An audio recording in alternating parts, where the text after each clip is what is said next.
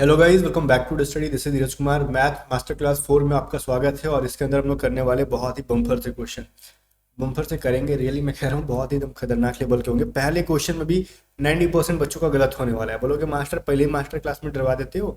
मैं बोलूँ मैं डरवा नहीं रहा हूँ, बस अलर्ट कर रहा हूँ, ठीक है। बट उससे पहले किसी को अगर अभी भी प्रैक्टिस की कमी है या फिर प्रैक्टिस आपने कहीं से भी की है तो आप हमारे पीडीएफ को प्रैक्टिस करके जाओ।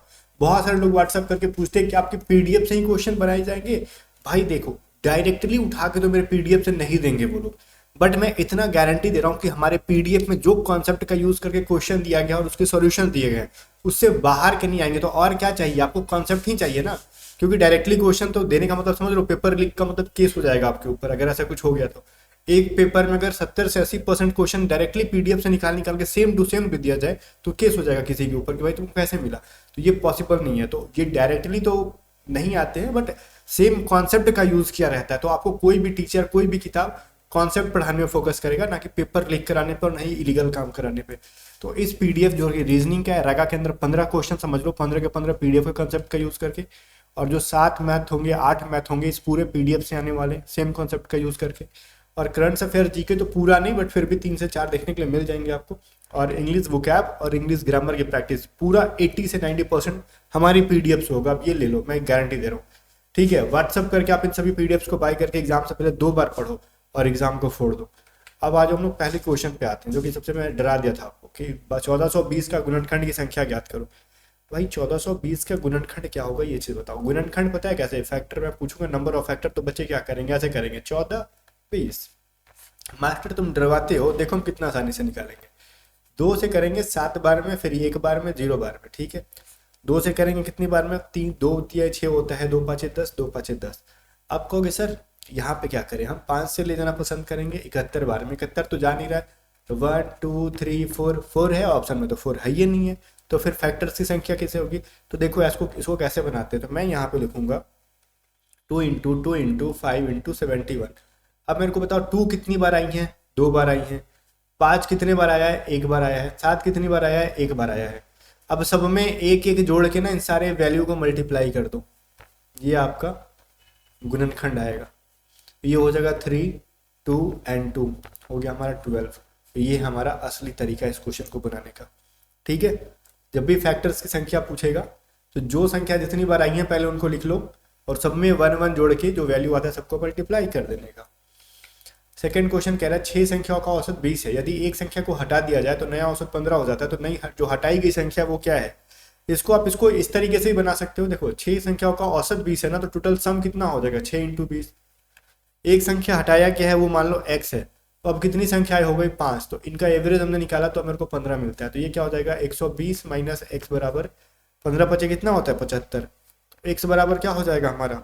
120 में से 75 घटा दोगे तो 45 हो जाएगा हमारा ऑप्शन नंबर 20। तो बोलोगे ठीक है, दूसरा तरीका बताओ। दूसरा तरीका तब बताता जब ये क्वेश्चन डिफिकल्ट होता, और उतना डिफिकल्ट है नहीं। आप इसको दूसरे तरीके से बनाओगे तो इतना प्रोसेस में जाना ही होगा। तो फिर क्या 5 गो तरीका सीखोगे इतना कम टाइम के अंदर? वैसे मैं जो बेसिक से पढ़ा रखा था तो 2 3 मेथड में बनाता था, लेकिन यहाँ पे अब लास्ट में उतना मैं नहीं करने वाला हूँ कि 2 मेथड 3 मेथड। तो वो मेरी पुरानी आदत है, इसलिए मैं मुंह से निकल जाता है कि 2 तरीका 3 तरीका, क्योंकि हर मैथ को मैं 2 3 तरीके से बताता था क्लास के दौरान। बट यहाँ पे अब लास्ट टाइम के लिए मैं उतना टाइम वेस्ट नहीं कराऊंगा। एक तरीका सीखना मेहनत लग रहा है तो 2 3 तरीका कौन सीखेगा? देखो ये कह रहे 2 पाइप पी और क्यू एक टंकी को क्रमशः 15 मिनट 18 मिनट में भर सकते हैं। यदि दोनों पाइप को एक साथ खोल दिया जाए और 3 मिनट के बाद पाइप क्यू को बंद कर दिया जाए तो टंकी भरने में और कितना समय लगेगा? बोलोगे देखो मास्टर, पहला टंकी मान लो, टोटल टोटल टंकी भरने में मान लो ना एक्स मिनट लगता है। ओके, मान लेते हैं टोटल टंकी भरने में क्या लगता है? एक्स मिनट लगता है। तो पहला एक्स मिनट तक चलेगा जो कि 15 मिनट तक भर सकता था। दूसरा अब 3 मिनट खाली चला है वो, ठीक है, जो कि 18 मिनट तक भर सकता था। और ओवरऑल हमको कितने टंकी भरा? हमने एक टंकी भरा। भरता है तो एक लेते हैं और खाली होता है तो 0 रखते हैं। अब इनको सॉल्व कर लो, ये हो जाएगा 3 6 18। तो 3/15 बराबर क्या हो जाएगा? 1/1 मतलब 1 - 1/6। तो हो जाएगा कितना ये? ये x है, 3 नहीं है। x/15 बराबर क्या हो जाएगा? 5/6। तो ये हो जाएगा हमारा x बराबर कितना हो जाएगा भाई? 75/6 मान लो, ऐसा हमने मान लेते हैं। या फिर 3 के टेबल से कटाओगे तो 3 दूनी 6, 3 5 15 और 3 दूनी 6, 25/2 आ जाएगा। तो कहोगे हमारा ये आंसर हो गया? नहीं, ये तो टोटल टाइम हो गया ना भाई। इतना टोटल टाइम लगा हमको वो टंकी को भरने में। लेकिन ये सवाल में पूछ रहा ना कि क्यू को बंद करने के बाद कितना टाइम लगेगा, तो भाई 25/2 में आप 3 मिनट घटा लो। 25/2 में 3 मिनट के बाद टंकी भरा था ना, तो बंद हुआ था ना बोला, तो 3 मिनट के बाद और कितना टाइम लगेगा, तो घटा लो। तो हो जाएगा 25 - 6/2, आपका हो जाएगा 19/2। अभी हो जाएगा 9 दूनी 18, मतलब 9.50। ऑप्शन नंबर बी है ना। चलो, फोर्थ नंबर सवाल कह रहा है 4 घंटिया। देखो इस क्वेश्चन को आप बना लेना, मास्टर क्लास 1 के दौरान मैंने पढ़ाया था आपको, रिवीजन में करा रहा हूँ। 4 घंटिया एक साथ सुबह 11 बजे बजती हैं, तो वे फिर 7, 8, 10 और 18 सेकंड के अंतराल पर बजेंगी। तो अगले 4 घंटे में भी कितनी बार एक साथ बजेंगी, ये चीज़ बताओ। तो मैंने कहा था सबसे पहले क्या इन सबका एलसीएम निकालो, 7, 8, 10 और 18 का।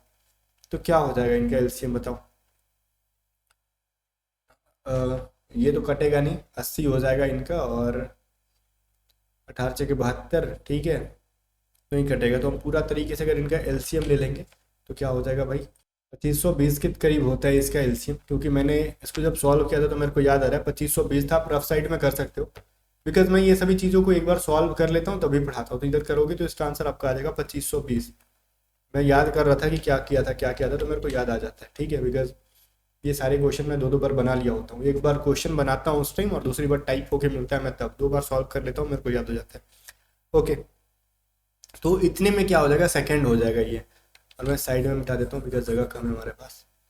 ये क्या हो गया, हमारा सेकंड हो गया, ठीक है। तो मतलब 2520 सेकंड के बाद वो एक साथ बजेंगी। तो भाई इसको मैं ना आपको मिनट में चेंज कर देता हूँ कि मतलब वो कितने मिनट पे बजती हैं वो। तो मैं इनको क्या करूँगा, 60 से डिवाइड कर दूंगा, तो ये हो जाएगा 42 मिनट पे, वो 42 मिनट के अंतराल पे बजेंगे, ठीक है। अब ध्यान से सुनना, कितने मिनट के अंतराल पर, हर 42 मिनट पर एक साथ मिलकर बजेंगे। तो ये कह रहा है 4 आवर्स में कितने बार एक साथ मिलेंगे, तो भाई 4 आवर्स को मिनट में बदल दो, 240 मिनट हो गया।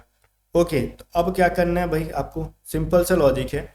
240 मिनट हमारे पास टाइम है, और ये 42 मिनट पर एक बार बजती हैं एक साथ। तो मेरे को 224 को ना 42 से डिवाइड करने के, तो मेरा क्या आ जाएगा, 42 को मैं क्या 240 से डिवाइड करूंगा, तो 5 दूनी 10, 5 6 20 21, मतलब 5 बार में अगेन हमारे पास 30 नहीं 22 हो जाएगा, ये 20 मिनट बचेगा, ठीक है। तो ये चीज़ जो हमारे साथ है वो है।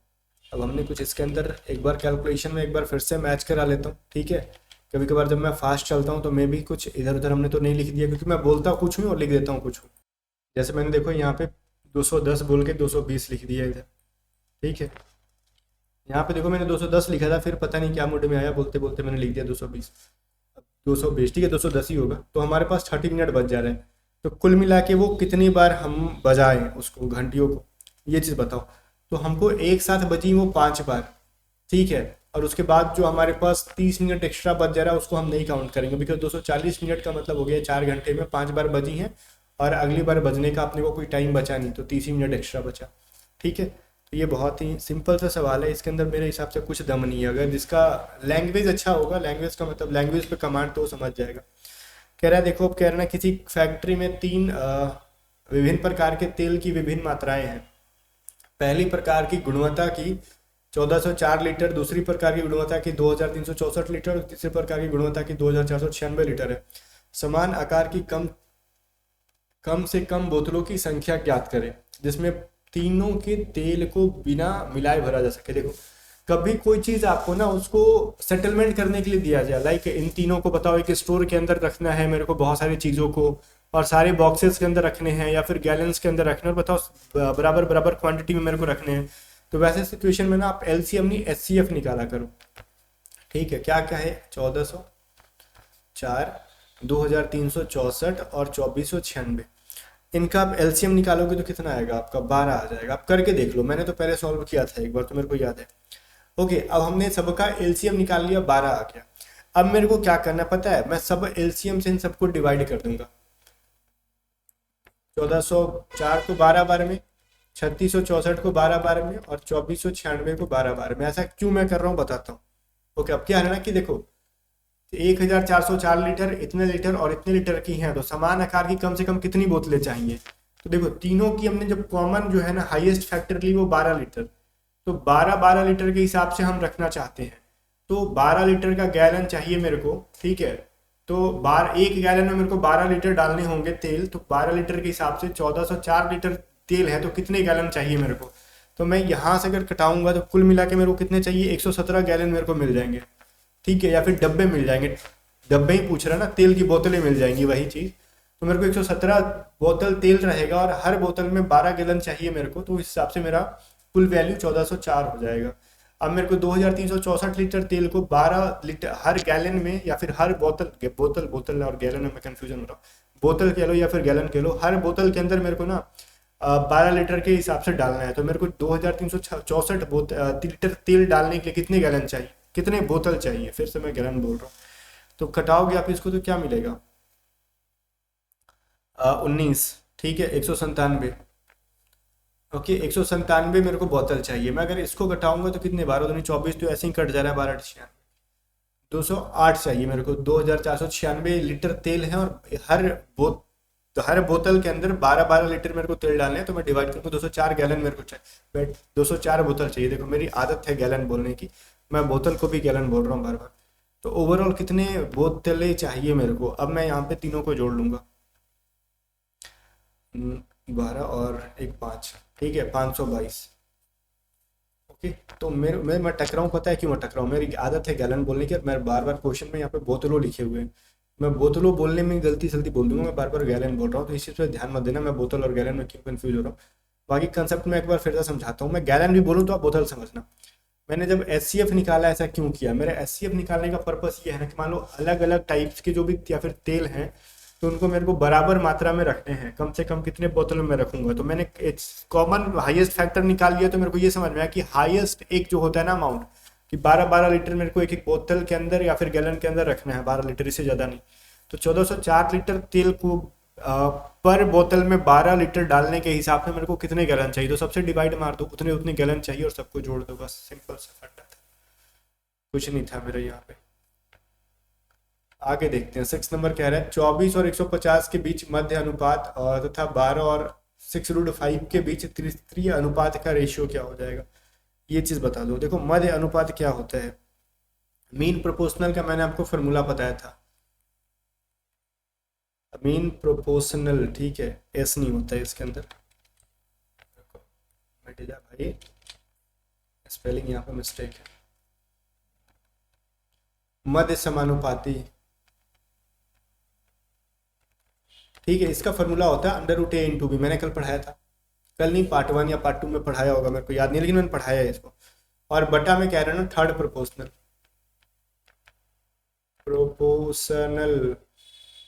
बराबर क्या होता है, और तृतीय अनुपाती बराबर, देखो तृतीय अनुपाती बराबर क्या हो जाता है भाई, इसका फॉर्मूला क्या होता है आपका, ये बता दो। BC/A नहीं, B² होता है, ठीक है। तो मेरे को √AB करना है पहले वाले का ना, 24 और 150 का, तो मैं कर दूंगा √24 × 150।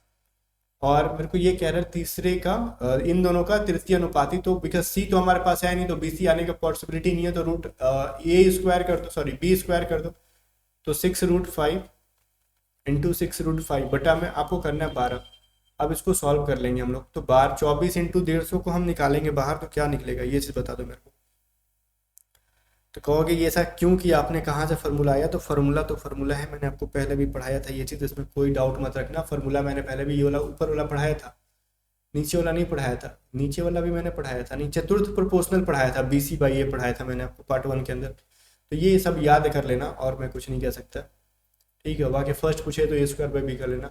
तो ये आपको सॉल्व करना है, चलो हटाओ, सब फॉर्मूला तो आपको मैंने बता दिया। अगर इसको हम सॉल्व करेंगे तो क्या निकलेगा ये बताओ, मैं इसको अगर गुना कर दूँ 24, तो कितना हो जाएगा, 24 × 5 120, और फिर हो जाएगा 24, तो 120 24 हो जाएगा, कुल मिला के 360, तो 360 और 1 0 00, ठीक है। और बटा में क्या हो जाएगा हमारा, अगर मैं 6 दूनी 12, 6 दूनी 12, देखो यहाँ से 6 दूनी 12 कर दूंगा, 2 3 6 कटा लूँगा, तो ये हो जाएगा 5 3 15, ओके। तो ये मेरा हो गया 15, तो ये मेरे से निकलेगा, तो क्या निकलेगा 60:15 हो जाएगा, 4:1, ऑप्शन नंबर डी। अब ये मैं कहाँ से लिख आया, मैं आपको बहुत क्लियर करना चाहूँगा, जो बच्चे भी तक रेशियो नहीं पढ़े उनको प्रॉब्लम हो कि आपने क्या क्या लिख दिया। देखो अनुपात समानुपात जब आप पढ़ते हो ना, तो मैंने ये चीज़ आपको लगता है पार्ट 1 में पढ़ाया था, ठीक है, मेरे को जहाँ तक याद आ रहा है मास्टर क्लास 1 के अंदर पढ़ाया था आपको कि देखो थर्ड प्रोपोर्शनल पूछेगा तो उसका फॉर्मूला अलग होता है, जैसे B square by A, fourth पूछेगा तो B C by A, first पूछेगा तो A square by B, mean पूछेगा, मध्य समानुपाती पूछेगा, under root A into B. शायद मैंने पढ़ाया था, मेरे को याद आ रहा है ये चीज़, ठीक है, खुद मैं याद नहीं कर पा रहा हूँ कि पार्ट 1 में मैंने पढ़ाया था या फिर पार्ट 2 में पढ़ाया था। आपको जहाँ भी पढ़ा है मैंने ये चीज़ पढ़ाया था, अगर आप रेगुलर फॉलो कर रहे हो तो मैंने इसकी प्लेलिस्ट बना दी है, जाके सारे क्लासेस को देख लो। अब देखो श्याम दिन के 10 घंटे काम करके 12 दिन में काम को खत्म कर सकता है, तो 8 दिन में इसको पूरा करना है तो वो दिन के कितने घंटे काम करेगा भाई। देखो ये सिंपल से हमने पढ़ा है, day 1 into M1 into T1 is equal to day 2 into M2 T2, ऐसा करके फॉर्मूला पढ़ाया है। मतलब ये चीज़ क्या है मैं समझाता हूँ। देखो 10 घंटे काम करता है, 12 दिन में ही काम खत्म कर देगा। अगर वो 8 दिन तक काम करना चाहता है तो वो कितने घंटे, तो मान लो x घंटे। क्या करना है इसके अंदर, 4 दूनी 8, 4 तिया 12 और ये 2 5 10 कट जाएगा, तो x बराबर क्या हो जाएगा 15। तो 15 डेज में, या फिर डेज नहीं है, 15 घंटे में वो काम करके ख़त्म कर लेगा। ओके 8 नंबर क्वेश्चन देखो क्या कह रहा है, ये एक्स स्क्वायर प्लस 1 बराबर 2x हो जाएगा, ठीक है, ये ऐसा दे रखा है, तो मेरे को इसकी वैल्यू बतानी है। ओके तो इसकी वैल्यू बतानी है तो मैं इसको कैसे सॉल्व करूँगा, ये चीज़ आपसे पूछा जा रहा है। तो भाई एक चीज़ देखो, यहाँ पे एक सिंपल सा लॉजिक है ना, मेरे को x की वैल्यू अगर पता हो तो, या फिर x प्लस 1 बाई एक्स की वैल्यू पता तो मैं कर सकता हूँ। तो मैं यहाँ पे x को क्या करूँगा ना, दोनों साइड भेज देता हूँ, इस साइड भेज दूंगा, तो ये क्या हो जाएगा एक्स स्क्वायर बाई एक्स बटा एक्स प्लस 1 बाई एक्स, या फिर यूँ ना करके ना मैं ऐसे कर लूँ, इस साइड में भेजूँ तो ऐसे हो जाएगा और ये 2 मिल जाएगा मेरे को। तो मैं अगर इसको तोड़ूंगा तो मेरे को मिल जाएगा x प्लस 1 बाई एक्स बराबर 2। तो देखो भाई x प्लस 1 बाई एक्स की वैल्यू जब भी 2 हो तो x बराबर 1 हो जाता है। क्यों? क्योंकि आप x बराबर 1 अगर रख के देख लो, इन दोनों को जोड़ेंगे तो 2 वैल्यू मेरे को मिलेगा। तो मेरे को x की वैल्यू 1 मिल गई ना, तो मैं रखूंगा 1 का पावर 4 प्लस 1 बाई 1 का square plus 1 square minus 3 into 1 plus 1। तो ओवरऑल मेरे को ऊपर वाले की वैल्यू 1 और नीचे वाले की वैल्यू 1, तो 2, ऊपर वाले की वैल्यू 2, 1 प्लस 1 मिल गई, और यहाँ पे क्या हो जाएगा 1 1 कट के और ये हो जाएगा -3, ठीक है। तो यहाँ पे मेरे को क्या मिल जाएगा भाई, 2 -3 मिल जाएगा, तो 2 बटा में मेरे को क्या हो जाएगा -1, डेट विल बी -2। मैं थोड़ा फास्ट चल रहा हूँ, रीजन जानता है क्या है इसके पीछे का रीजन, ये कि इस इक्वेशन के अंदर कुछ है ही नहीं, ये सब तो कलाकारी ही अपने से कर सकते हो आप, ठीक है। और क्योंकि अभी लास्ट टाइम है तो उतना भी डिटेल में जाएंगे ना, मैं आपको पढ़ाने लगूंगी, ठीक है, बताओ a प्लस बी का होल स्क्वायर कैसे होता है, x की वैल्यू कैसे निकालनी है, अलजेब्रा पढ़ाने लगूँ तो फिर प्रॉब्लम हो जाएगा, आपको नहीं समझ में आएगा कुछ। ओके ये कह रहा है ना कि किसी खिलौने के अंकित मूल्य पर अगर 10% की डिस्काउंट दी जाए, एक दुकानदार को 20% का लाभ होता है। यदि उसको 20% का डिस्काउंट देंगे तो कितने में भाई उसको उसका प्रॉफिट ही होगा भाई, ऐसे बताओ। इसके अंदर कुछ है, इसके अंदर इस क्वेश्चन के अंदर कुछ है, आपको लग रहा है? मैंने इसको कॉन्सेप्ट पढ़ाया आपको पहले भी। सबसे सिंपल तरीका इसका बनाने का ना, मैं बोलता हूँ तुम अपने बेसिक लैंग्वेज से बनाओ। जैसे मैंने मान लिया ना कि मैंने खरीदा था इसको 100 रुपये में, ठीक है, और मार्क प्राइस में मान लो मैंने अगर उसको 10% का डिस्काउंट दिया, आई मीन कि 90% पे बेचा, तो उसकी कॉस्ट प्राइस सेलिंग प्राइस हो गई, 20% प्रॉफिट हुआ ना, तो इसकी सेलिंग प्राइस मान लो 120 हो गई, तो 120 हो गया, तो मेरा ये जीरो जीरो कट गया, तो मार्क प्राइस कितना हो जाएगा मेरा 1200 बटा में 9, इट मीन 400 बटा में 3, ठीक है। अब मैं 400 बटा 3 पे ना मेरे को 20% का डिस्काउंट दूंगा तो मैं 80% पे बेचूंगा उसको, तो फिर मेरे को कितना का प्रॉफिट होगा भाई, तो मेरी सेलिंग प्राइस निकल जाएगी, इट विल बी 0 0 कट गया ना, 8 चुके 32, तो 320 बटा में 3, तो मेरी सेलिंग प्राइस हो गई। मैंने खरीदा था 100 रुपये में, मेरे को प्रॉफिट कितने का हो गया ये चीज़ बता दो। सिंपल सा लॉजिक है भाई, मैं कर सकता हूँ ना, मेरी कॉस्ट प्राइस थी 100 इंटू 100, और हो जाएगा ये हमारा 320 बटा में 3 माइनस 100, ठीक है। तो 0 0 कट के डायरेक्टली हो गया हमारा कितना, 20 बटा में 3%। सबसे सिंपल सा तरीका है, और इसको भी मैं रेशियो के मेथड से बना सकता हूँ, बट बच्चे कंफ्यूज हो रहे हैं। पार्ट 1 के अंदर ही मैंने देखा बच्चे कंफ्यूज हो रहे हैं अगर मैं ज़्यादा रेशियो का यूज़ कर रहा हूँ तो। कहते हैं सर रेशियो तो पढ़ा नहीं, अपने लैंग्वेज में समझाओ जिसको हम बेसिक तरीके से कर सकें। अगर मैं कहूँ कि एक व्यक्ति ने 720 रुपये में 20 दर्जन अंडे खरीद लिए, ओके, तो 20% के लाभ के साथ अगर बेचना चाहे तो प्रति अंडे का विक्रय मूल्य बताओ। भाई टोटल कितने अंडे खरीदे थे उसने, ये बताओ। 20 दर्जन खरीदे, एक दर्जन में 12 अंडे होते हैं, तो मतलब 240 अंडे खरीदे उसने, तो एक अंडे का कॉस्ट प्राइस कितना आया मेरे को ये चीज़ बता दो। सबसे पहले तो 720 रुपये में 240 अंडे, मतलब 3 रुपये में एक अंडे खरीदे उसने, ओके। तो एक अंडे को 20% के हिसाब से बेचोगे तो 3 पे अगर मैं 120 बटा 100 कर दूं तो मेरे को 0 0 कट गया, 36/10 मतलब 3.60 के हिसाब से मैं पर अंडे को बेचूंगा। ठीक है, चलो तो ये तो हमारा सिंपल सा और प्यारा सा हो गया। आगे देखते हैं हम लोग। अब कह रहा है 21 नंबर क्वेश्चन, 21 नहीं 11 नंबर क्वेश्चन। 21 कहाँ से आ गया? 20 आदमी एक काम को ना 18 दिन में कर सकते हैं। ओके, उन्होंने 3 दिन मिलकर काम किया 5 आदमी के साथ, उसके बाद 5 आदमी उनके साथ मिल गए, तो काम पूरा होने में और कितना दिन लगेगा? भाई देखो, सबसे सिंपल सा क्वेश्चन है ये। 20 आदमी ना 18 दिन काम करते हैं। ओके, और 3 दिन के बाद, अब देखो भाई 3 दिन के बाद कह रहा है जब आपसे, तो अब 18 दिन की तुलना क्यों करें? हम 18 दिन में 3 दिन घटा देंगे ना, तो मतलब क्या हो जाएगा, हमारे पास 15 दिन बचे। तो 20 आदमी अभी 15 दिन तक और काम करेंगे, और दूसरा टीम को भी हम क्या करेंगे भाई, 3 दिन के बाद क्या हो रहा है, 5 आदमी और उनके साथ आ गए, मतलब अब 25 आदमी की तुलना कर रहे होंगे पहले की अपेक्षा। तो ये और एक्स डेज में इसको खत्म कर रहे होंगे। तो 5 × 3 = 15 और 25 और ये 5 × 20, मतलब एक्स बराबर हो गया 12 दिन। तो 12 दिन में इस काम को पूरा खत्म किया जा सकता है। आगे देखते हैं क्या रहा है आपसे। इधर कोई इशू है? नहीं है। आगे बढ़ते हैं। कह रहा है एक व्यापारी ने एक वस्तु के विक्रय मूल्य को लागत मूल्य से 10% अधिक अंकित कर दिया। बेचने के समय वह कुछ छूट देता है और 2% का नुकसान हो जाता है। तो दिया गया छूट बताओ। भाई एक चीज बताओ मेरे को, कह रहा है लागत मूल्य से 10% ज्यादा किया, तो लागत मूल्य कुछ नहीं है और कोई वैल्यू नहीं है, तो लागत मूल्य या फिर कॉस्ट प्राइस आप डायरेक्टली 100 कर लो, तो मार्क प्राइस कितना हो जाएगा? इसका हमने कुछ किया ही नहीं, बस सोचा ही नहीं इसके अंदर, बस बोल दिया 110। क्यों? 10% बढ़ाना था, मैंने बढ़ा दिया। अब बोल रहा है ना कि ठीक है बताओ, बेचते टाइम वो 2% का छूट दे रहे हैं मार्क प्राइस के ऊपर। तो मान लो 110 पे अगर वो 2% का डिस्काउंट दे रहा है, तो बोल रहा है ना, सॉरी मैंने गलत बोल दिया, पढ़ दिया गलत इसको। बोल रहे चिन्हित कुछ, मान लो कोई डिस्काउंट दे दिया तो 2% का लॉस हो गया। तो कितना डिस्काउंट दिया नहीं पता, तो मान लो मार्क प्राइस के ऊपर उसने D% का डिस्काउंट दे दिया, तो 2% का नुकसान हो गया उसको, मतलब वो 98 रुपये में, मतलब उसको मिला, सेल हो गया उसको। क्योंकि 100 रुपये में खरीदे तो उसके 2% नुकसान पे बेचोगे, तो 98 में बेचोगे। तो मार्क प्राइस हमारा 110 था, 100 - D/100 कर दिया हमने, तो इसकी वैल्यू मेरे को 98 मिल गई। मैंने 0 कटा लिया यहाँ से। अब मेरे को क्या मिल जाएगा, 100D × 11 = 980। अब मेरा ये ना क्या होगा, कटेगा नहीं, तो मैं कह सकता हूँ 1100 - 11D = 980। अब मेरा 11D बराबर क्या हो जाएगा, ये चीज़ मेरे को करना है, तो ये हो जाएगा 9 × 10 = 2 11 120। तो D बराबर क्या हो जाएगा, 120/11%। देखो इसके अंदर मैंने बस मैथ की ना एक गाने की तरह पढ़ के लिख दिया, इसमें मैंने कुछ दिमाग ही नहीं चलाया, और मेरे हिसाब से आप भी दिमाग नहीं चलाओगे, सिंपल सा कैलकुलेशन था। 13 नंबर क्वेश्चन देखो क्या कह रहे हैं। 2 पाइप क्रमशः, ये कौन सा पाइप है मतलब नहीं है, 2 पाइप क्रमशः 28 मिनट और 35 मिनट में एक टैंक को भर सकते हैं। यदि एक, अच्छा सुनो, एक inlet pipe, sorry 2 inlet pipe जो है ना 28 मिनट और 35 मिनट में, इनलेट का मतलब होता है जो पानी को भर रहा होता है, और आउटलेट का मतलब होता है जो खाली कर रहा होता है, 70 मिनट में टैंक को खाली कर सकता है। तो तीनों पाइप को एक साथ खोलेंगे तो टंकी कितने समय में भरेगा? भाई इसके पीछे का लॉजिक मैंने बताया था, जो भर रहा है उनको प्लस में लिखो और जो खाली कर रहा है उनको माइनस में रखो, और टंकी बात की जा रही है भरने की ना, तो इनको सॉल्व कर दो। ये 28 था ना, 20 नहीं था, ये 28 था। 28 35 और 70 का एलसीएम होता है 7 दूनी 14 140, 28 5 140, ठीक है, और 35 4 140, ठीक है। तो 28 25 हो जाएगा, और ये हो जाएगा 35 × 4 7 दूनी 14, 5 और 9 2 7, तो हो जाएगा 7/140। और इनको हम उल्टा कर देते हैं ना यहाँ से कटा के, तो हो जाएगा 20 मिनट के अंदर पूरा का पूरा पाइप भरेगा। ये सब मैं क्यों स्पीड में जा रहा हूँ, बिकॉज मैंने पार्ट 1 2 के अंदर ऐसे क्वेश्चन कराए हैं, तो आपको ये सभी चीज़ें याद हो गए होंगे। देखो कह रहा है एक एथलीट जो है ना 750 मीटर परिधि वाले गोलाकार पथ में दौड़ रहा है।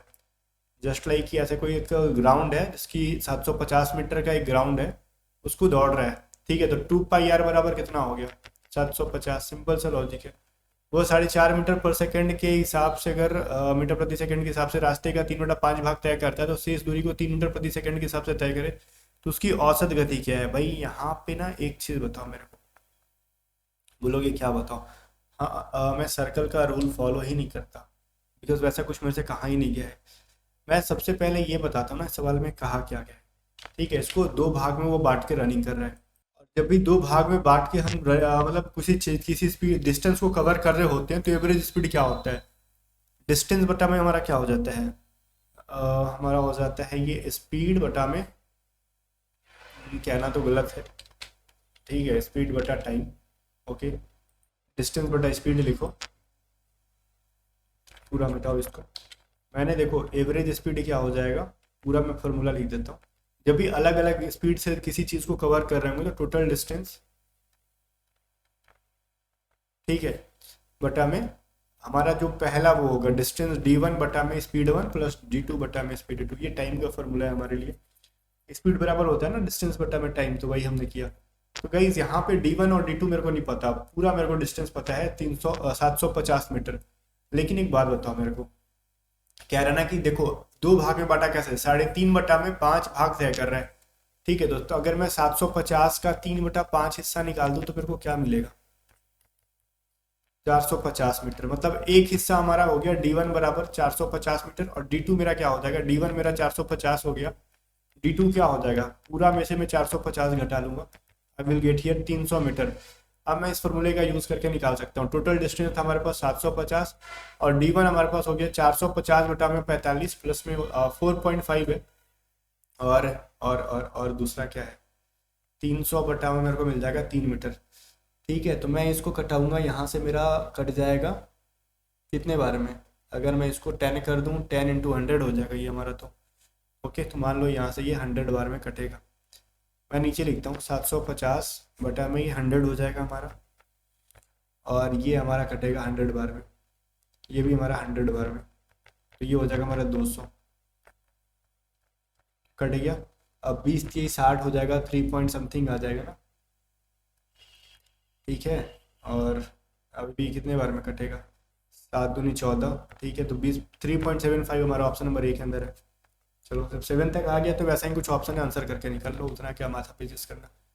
बोल रहे 4 के पावर x प्लस 8 की वैल्यू अगर मेरे को 64 का पावर 2x प्लस 1 है तो x की वैल्यू बताओ। पहली बात तो ये, या तो आप इनको बेस में 2 के फॉर्म में कर लो, या फिर ये जो 4 है तो इसको भी हम 4 के फॉर्म में कर सकते हैं। इट लाइक कि आपका ये हो जाएगा 4 का पावर x प्लस 8 है ना, मैं लिख सकता हूँ ये 4 का स्क्वायर है, क्यूब है, और इनका क्या हो जाएगा 2x प्लस 1। ये चीज़ हम कर सकते हैं इतना।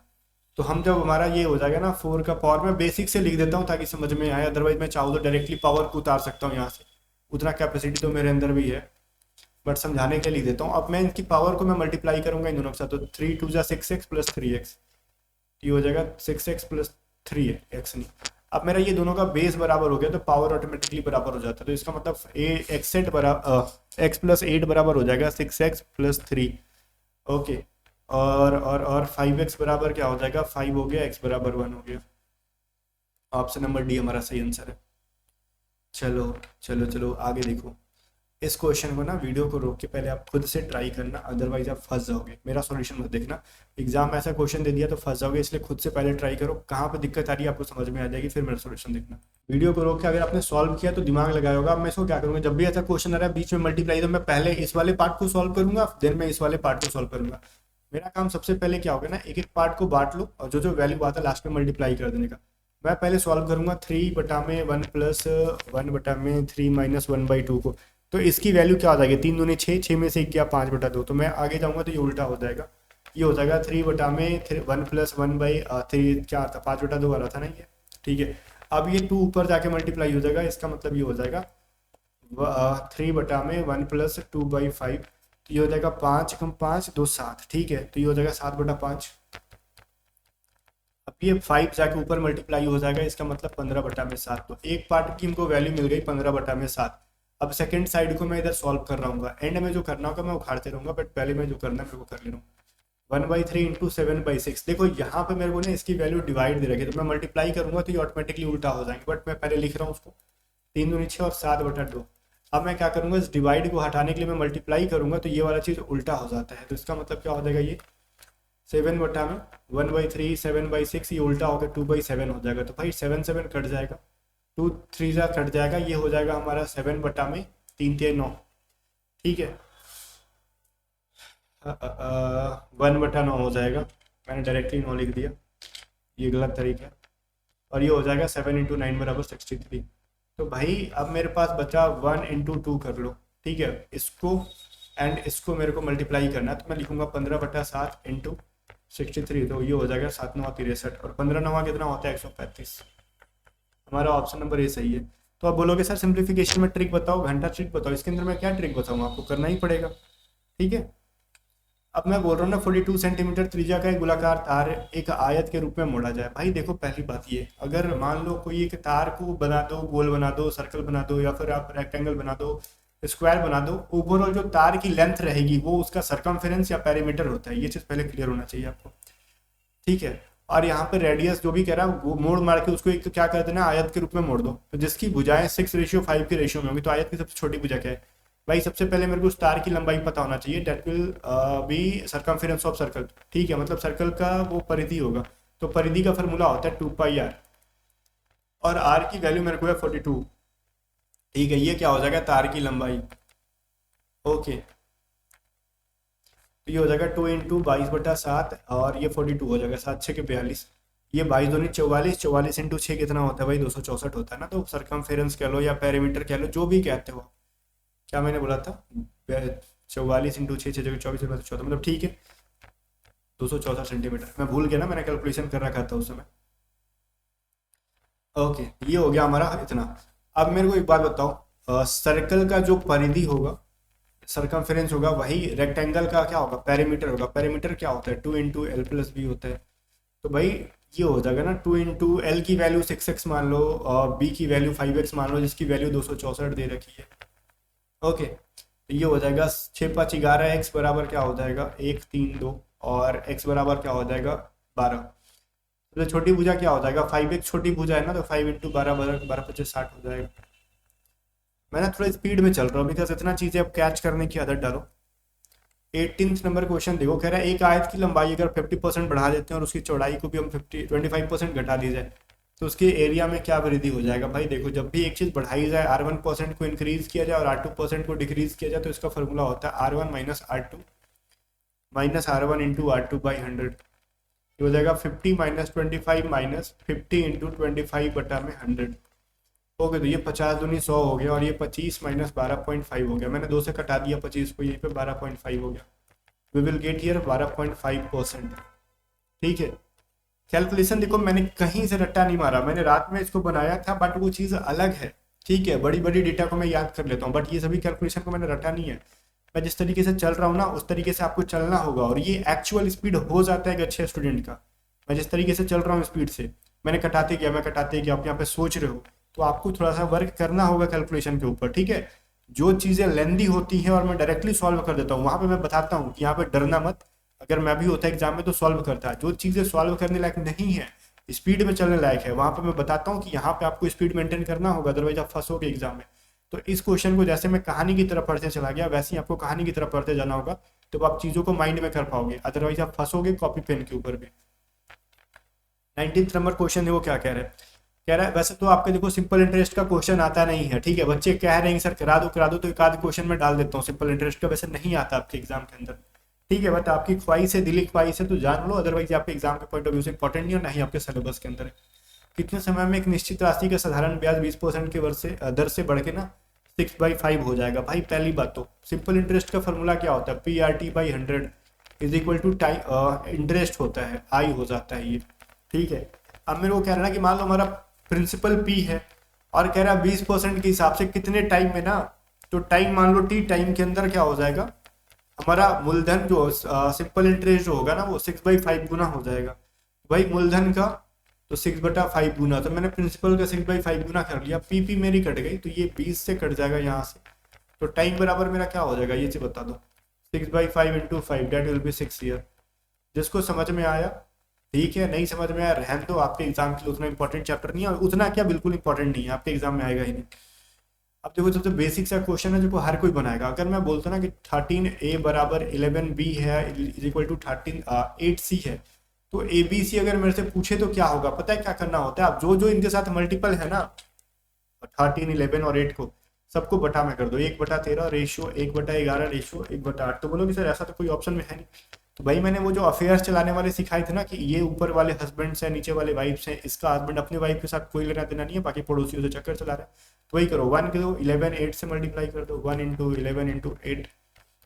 फिर सेकंड वाले को क्या करोगे, 1 को 13 × 8 से रिलेशन करा दोगे, एंड इस वाले को क्या करोगे, रेशियो के साथ 1 को 13 × 11 के साथ करा दोगे। ये क्या हो जाएगा आपका 88 आ गया और 88 ऑप्शन नंबर सी के अंदर है, मार दो। अब मैं सॉल्व नहीं करूंगा, मैं ऑप्शन देख के आंसर कर दे रहा हूँ। ये होता है स्मार्ट तरीका। ठीक है, कमेंट करके बताओ 20 में कितने आपने खुद से सही किए। बाकी जाने से पहले याद दिला दूं पहले कि आपको ये सारे पीडीएफ बाय करके पढ़ने चाहिए, बिकॉज बहुत वीवीआई पीडीएफ है। ठीक है, एग्जाम के बाद आपको खलेगा जब मैं कहूँगा कि देखो यहाँ से डायरेक्टली क्वेश्चन आया, यहाँ से ये पैटर्न का क्वेश्चन आया, तो आप पछताओगे कि काश हम लोग लेके पढ़ लेते। तो पछताने वाला काम नहीं, पहले ही इसको बाय करके एग्जाम से पहले 2 बार बना लो, एग्जाम में फोड़ के आने वाले हो। बाकी गाइस मिलती है नेक्स्ट वीडियो में, तब तक बाय बाय। वीडियो को शेयर कर दो और स्टडी को सब्सक्राइब कर लो।